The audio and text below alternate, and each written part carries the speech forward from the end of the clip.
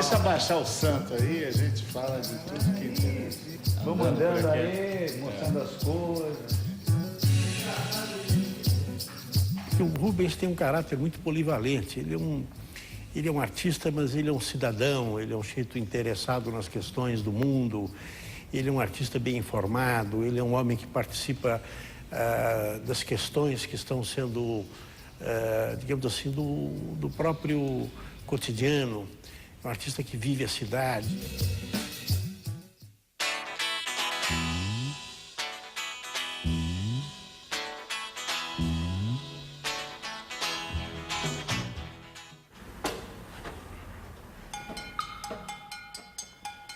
Tem essa visão de cima que é legal, né?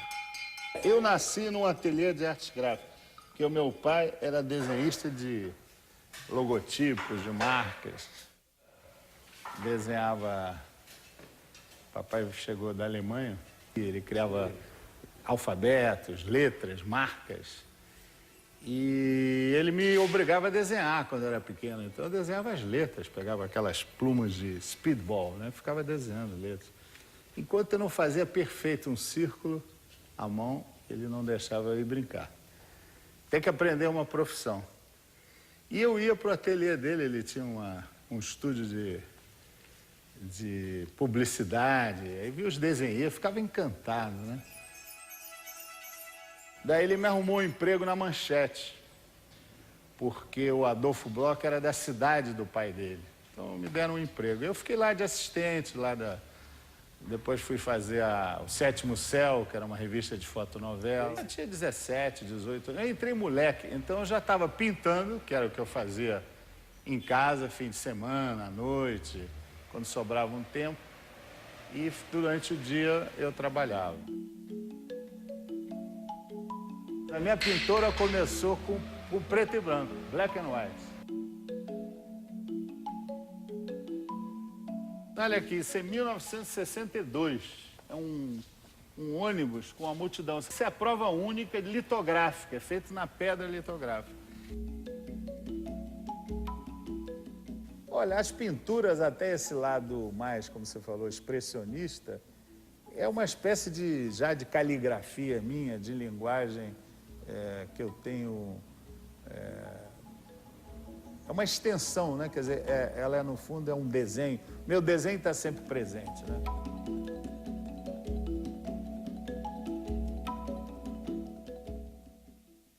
Esse trabalho na revista Sétimo Céu, né?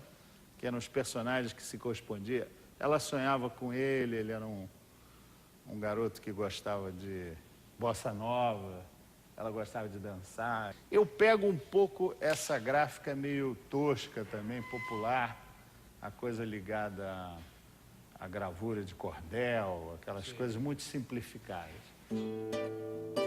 Depois eu faço um negócio que é muito curioso, que é aqui, ó, caixas de morar, que são aquelas figuras que eu ficava olhando na janela, que eu achava que eles moravam em caixinhas de morar. Na Barata Ribeira, em frente ao 200, que eu ficava olhando toda noite aquilo, pequenos quartos e sala, moravam 5, 6 pessoas, me inspirou a fazer essa caixa de morar. Então eu fiz um cubo e comecei a botar esses personagens. Já são mais simplificados e tal. E de morar sai a palavra arte, sai aquela escultura lá.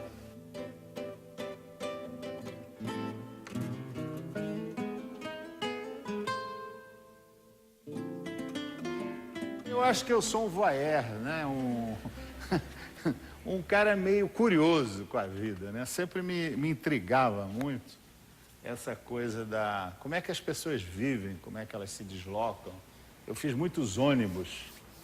Eram temas inusitados na arte brasileira, né?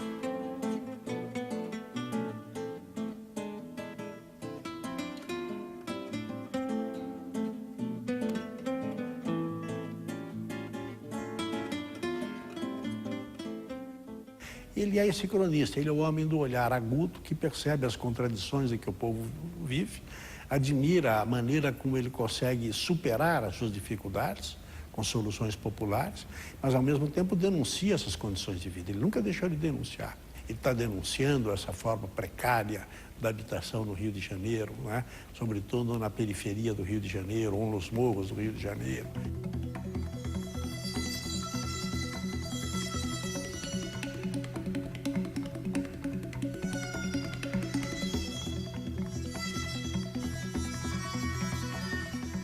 Atenção, a gente não falava de pop art.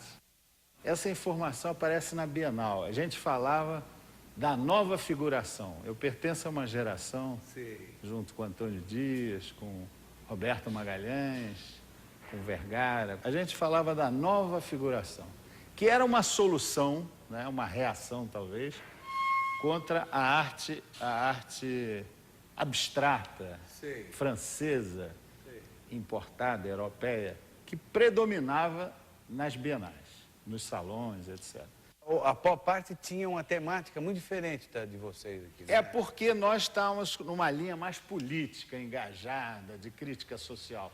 A pop art era uma arte muito mais, vamos dizer, hedonista, de glorificação do consumo, era dos mitos deles. Nós estávamos numa sociedade recém-saída, ela estava recém se industrializando no final dos 50, indústria automobilística, etc. E euforia do Juscelino Kubitschek, teve a Bossa Nova, cinema novo, tudo isso nos deu, vamos dizer, nutrientes, né? A gente era muito alimentado por isso.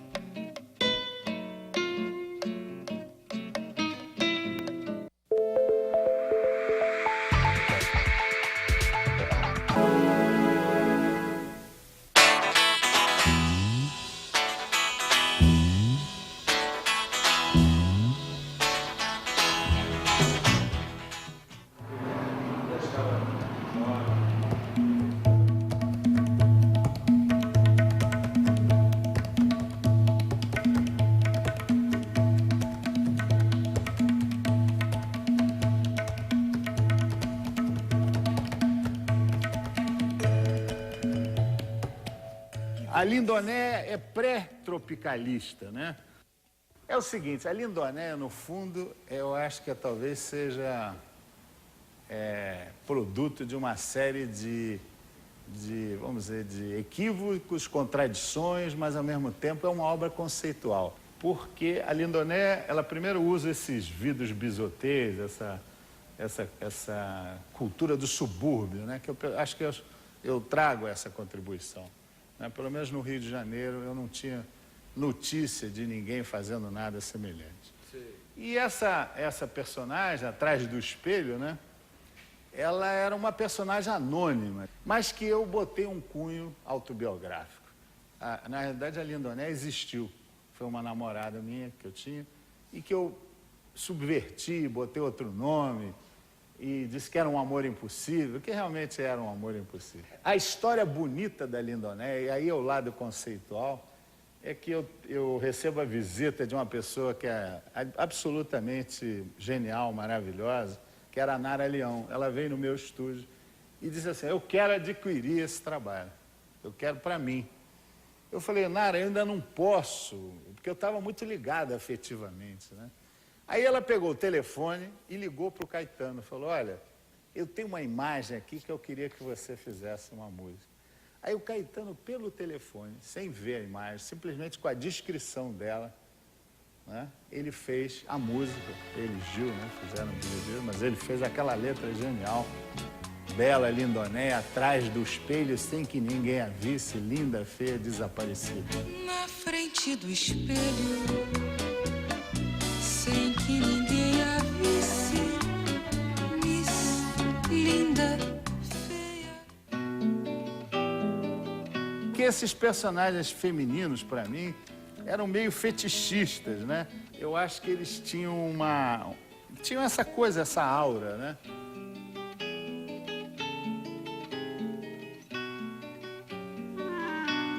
Tem um outro quadro que eu fiz também, que chama As Professorinhas. Eram 4 também adolescentes. Então essas meninas eram as meninas que a gente namorava. Depois vem a Lu, mais tarde, nos anos 70, que é um personagem que sai da crônica policial, né? Então isso tudo vai criando essa mitologia da cidade. Quer dizer, eu trago para essa coisa figurativa essa coisa expressionista, né? Inclusive, na época, tinha uma grande dificuldade de assimilação do que eu fazia, porque eles achavam que eu era muito tosco, que era uma pintura mal feita. Eu via, assim, uma certa brutalidade, uma pintura mal acabada. Até ouvi muitas pessoas, até os próprios companheiros de geração, eles levaram um certo tempo para assimilar. Mas isso aí foi a novidade.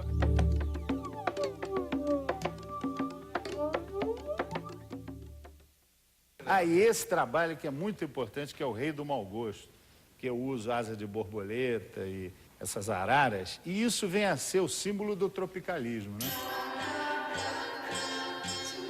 Então, duas coisas. Uma, que eu faço a capa do disco Tropicália, em que eu não recebo crédito, o Guilherme Araújo não me deu crédito. Isso são duas coisas, para mim, divisor de água. Uma relacionada, outra vez, à música, e a outra, essa obra que é antes do tropicalismo, um pouquinho antes. E aí, em 68, eu ganho o prêmio de viagem e vou embora. Ora, ele vai para os Estados Unidos, ele vai se engajar com o que há de mais moderno nos Estados Unidos, né? E o apartamento dele passou a ser um centro onde as pessoas iam, discutiam arte, os artistas brasileiros passavam lá, os artistas latino-americanos. E o Gershwin começou a trabalhar com o idioma inglês, né? Como ele trabalhava com o idioma português. E fazer jogos de palavras extraordinários, né? Mexendo com materiais, nas caixas que ele fez naquele período. Então, quer dizer, ele se inseriu com uma força extraordinária no ambiente dos Estados Unidos.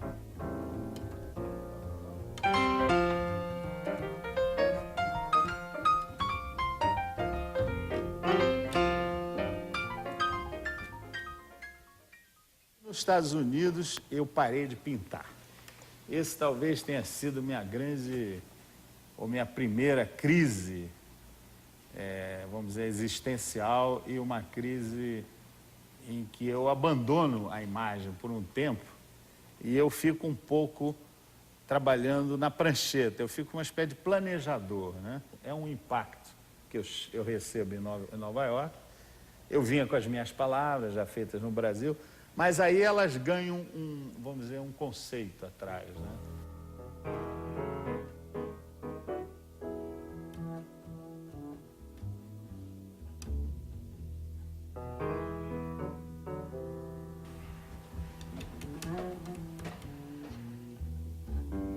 Eu queria mostrar essa obra, que é uma obra de anos 70, de Nova York.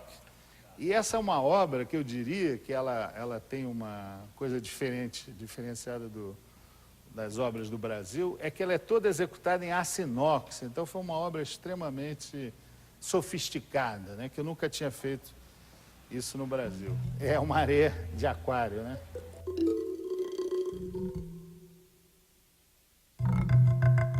Eu acho que cada obra pede, né, o significado te obriga a escolher o material.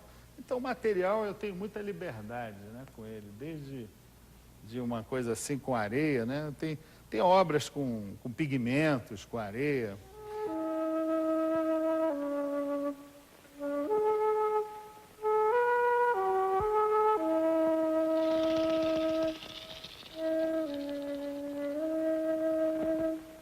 E a outra coisa que eu queria mostrar é isso aqui, que foi uma obra que eu fiz, comecei a fazer em Nova York, quando os jogadores de futebol ganharam a Copa de 70, eu estava lá. Eu fui comemorar em Times Square. E na mesma época, os prisioneiros foram trocados para aquele embaixador alemão, né, se não me engano. E aí eu fiz esse mapa, que era o perfil mostrando a semelhança das situações. Aí, 9 anos depois, chega o Zico e o Gabeira, no mesmo dia, no Galeão. Eles chegam na mesma hora, coincidência. O Zico foi tricampeão pelo Flamengo, ganhou lá em Tóquio. Você é flamenguista? Sou flamenguista. E o Gabeira foi carregado em triunfo. Quem teve maior popularidade? O Gabeira. Então, era muito interessante isso.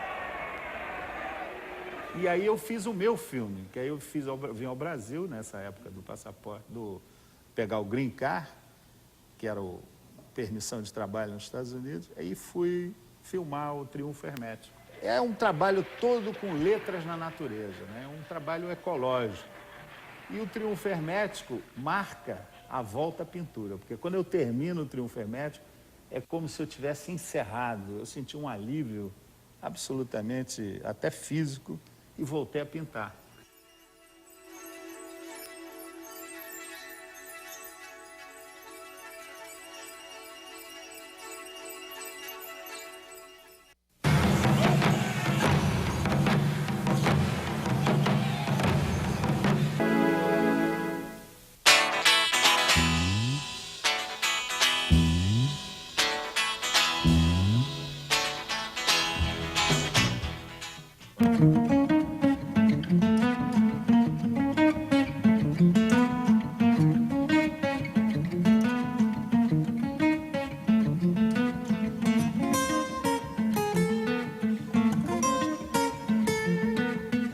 Eu fazia umas construções, eu cortava a tela, mas aí tinham palavras por trás, era ainda um híbrido da pintura, da cor, vamos dizer, da reminiscência do gesto, da cor e das palavras.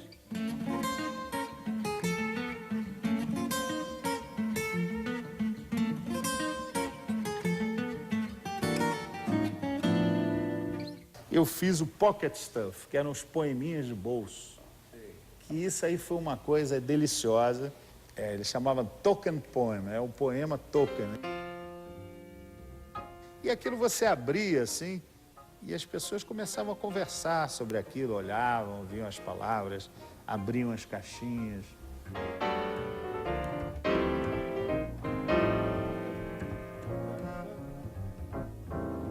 Em 75 tem um fato muito importante. Uma é que eu me junto com um grupo grande de artistas e fazemos uma revista chamada Malazares. Essa revista estava aí a nova geração toda muito genial de grandes artistas como o Altécio Caldas, o Cildo, o Rezende, o Baravelli. Era uma revista que levantava outra vez, né, no Brasil, depois da ditadura, dos anos 70, a repressão. Então, ela ainda veio, vamos dizer, com tesão dos 60, encontrou essa geração também que resistia aqui no Brasil, pessoal que chegou de fora, e saíram 3 números. E foi uma revista de textos, de discussão, vamos dizer, eu diria até conceitual. E aí aparece o Parque Lage, a Escola de Artes Visuais, que não se chamava assim, chamava-se Instituto de Belas Artes. Eu bolei um nome, Artes Visuais. E eu já falava das novas linguagens, do vídeo, já tinha prenúncio do computador, ainda não tinha entrado. Instalações, as fotografias, eu já queria aglutinar. Eu criei lá 40 oficinas. E durante 4 anos eu também cedi o meu trabalho, eu fiz uma ou outra exposição, mas me dediquei a essa escola e cheguei a ter 2.000 alunos. É o seguinte, a roda da bicicleta é um pretexto para dar velocidade nas coisas. Eu desenho e pintei bicicleta desde os 18 anos, porque eu fui um grande corredor de bicicleta, né? Andava no Rio de Janeiro inteiro de bicicleta.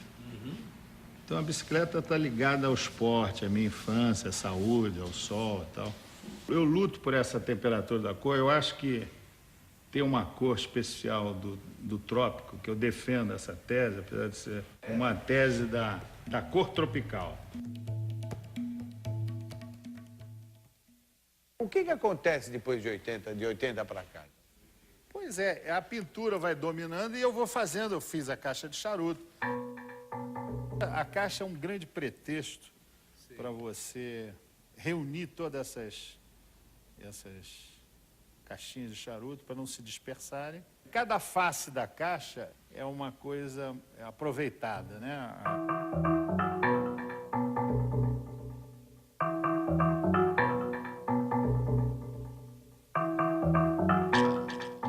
Eu queria mostrar uma caixa de charuto que eu fiz de Bangu, que foi naqueles Eu fiz para Bangu 1, que são tá vendo, Bangu? Eu fiz na data que foi o levante de Bangu, que eles mataram, mas lembra aquele negócio? E aí eu fiz botei essas cabecinhas de pedras brasileiras. Aí eu continuo fazendo os objetos. Eu sou uma espécie de garimpeiro da cidade, né? Eu fico buscando coisas. E tem alguns projetos que eu levo, às vezes, 20 anos, 30 anos para poder executar. Então, às vezes, ele aparece com uma nova roupagem, com uma nova cara, mas ele teve origem numa ideia muito antiga, né? Que eu não tive chance, na época, de executar. Aliás, muitas coisas, nos anos 60, 70, pela urgência, foram atropeladas, não tiveram tempo de se materializar. Então, isso ficou guardado e, de repente, aflora, né?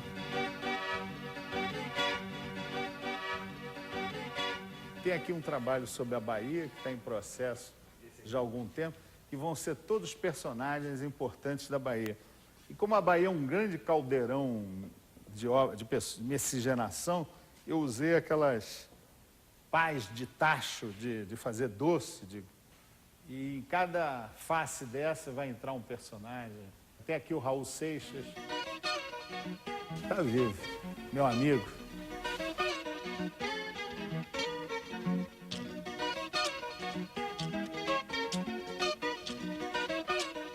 Essa pintura aqui foi exatamente quando eu tive minha problema de saúde, minha operação, eu não pude mais fazer nada grande. Então, eu comecei a pintar pequenas telinhas, né?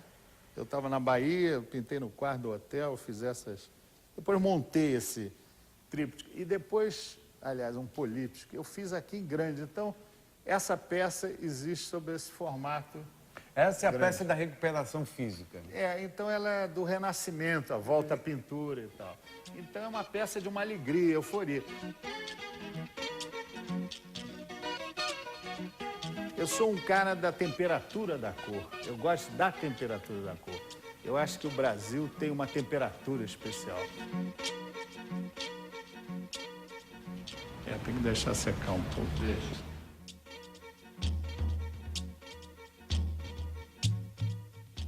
Às vezes, acorda de manhã, a obra está pronta, aí eu venho só para executar. Às vezes acho até que nem sou eu que faço. É uma coisa assim. É mesmo, né? Telepatia, né? Telepatia.